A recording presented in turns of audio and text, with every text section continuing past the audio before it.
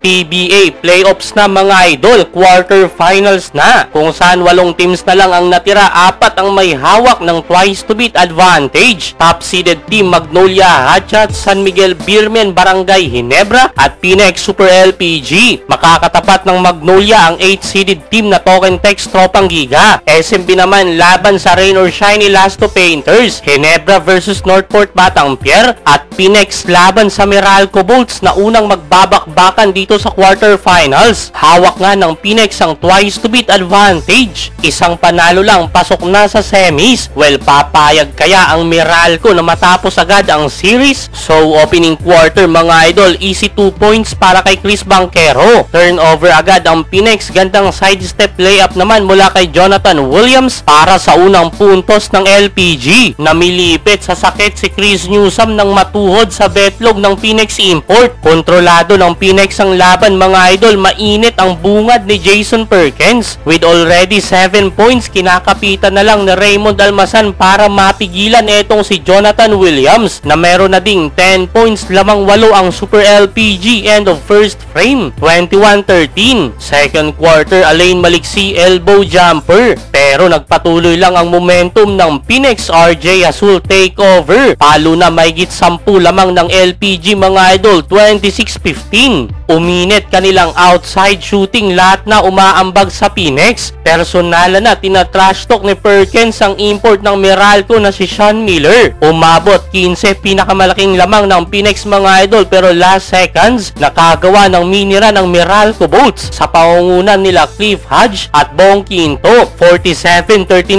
end of first half, babawalo lead ng Pinex. After the buzzer, nagkagit-gitan pa sina Jansen Rios at Jonathan Williams. Third quarter, another 3-pointer for Pinex Super LPG mula sa rookie Ken Taffen. Tahimik ang opensa ng Meralco import na si Sean Miller. Sa tulong-tulong ng mga locals ng Meralco, pinilit nilang makadikit sa laban, but Pinex still control the game dahil sa presensya ni Jason Perkins. Kinakain depensa ng Meralco sa ilalim, 62-53 mga idol. End of third frame. Fourth at final quarter, unstoppable pa rin mga play ng Pinex. 2-man game, Williams to Taffen. Di nagustuhan ng Pinex import ang ginawang depensa ni Raymond Almasan. Balik 15 lamang ng LPG mga idol, under 7 minutes mark mula sa tres ni Tyler Tio, 77-62. Di pa dyan natapos ang laban, nakasagot ng 12-3 run ng Meralco mga idol. Babalima kanilang inahabol, 3 minutes remaining. Bukas na bukas sa tres si